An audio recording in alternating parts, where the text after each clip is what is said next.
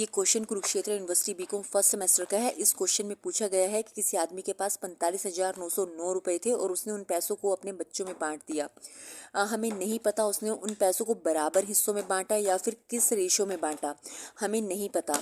लेकिन इतना पता है कि जो P1 जो पैसे उसने आलोक को दिए हैं, जब उसके ऊपर 2% ब्याज लगेगा, कंपाउंड इंटरेस्ट लगेगा, तो उससे जो अमाउंट मिलेगा, और जो पैसे दीक्षित को मिले हैं P2, जब उसके ऊपर 2% ब्याज लगेगा, कंपाउंड इंटरेस्ट लगेगा, उससे जो अमाउंट आएगा दोनों बच्चों के 18 साल के होने पर वो इक्वल होगा A1 is equals to A2।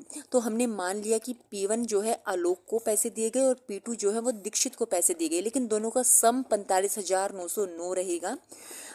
लेकिन और आलोक जो है अभी 15 साल का है, जब वो 18 साल का हो जाएगा, यानी कि ये पैसे 3 साल, आलोक के जो पैसे हैं वो 3 साल के लिए ब्याज पर दिए गए हैं, और जो दीक्षित है वो अभी 13 ईयर्स का है, यानी कि उसे 18 साल के होने में अभी 5 साल है। तो जो दीक्षित के जो पैसे हैं वो 5 सालों के लिए दिए गए हैं, आलोक के पैसे ब्याज पर 3 सालों के लिए दिए गए हैं, और दीक्षित के पैसे 5 सालों के लिए दिए गए हैं। तो इस क्वेश्चन में चीज़ गिवन है कि जो अमाउंट मिलेगा दोनों बच्चों को जब वो 18 साल के हो जाएंगे, जो जो पैसे उनको ब्याज समेत मिलेंगे जब वो 18 साल के हो जाएंगे, वो इक्वल होगा, amount should be equal, A1 is equals to A2। तो अमाउंट हमने देख लिया, जो A2 अमाउंट था वो दीक्षित के लिए था, और आलोक के लिए हमने A1 माना था। तो जो अमाउंट होगा वो इक्वल होगा, A1 is equals to A2। तो हमने A2 हम इस फॉर्मूले से निकालेंगे, as we know A is equals to P into 1 plus R upon 100 raise to power time. तो इससे हमें पता है जो रेट है वो 2% है, और तो सेम होगा, बस टाइम डिफरेंस इसमें होगा। दीक्षित के लिए 5 साल, क्योंकि उसे 5 साल लगेंगे 18 साल के होने में, और आलोक को लगेंगे 3 साल 18 साल होने तक।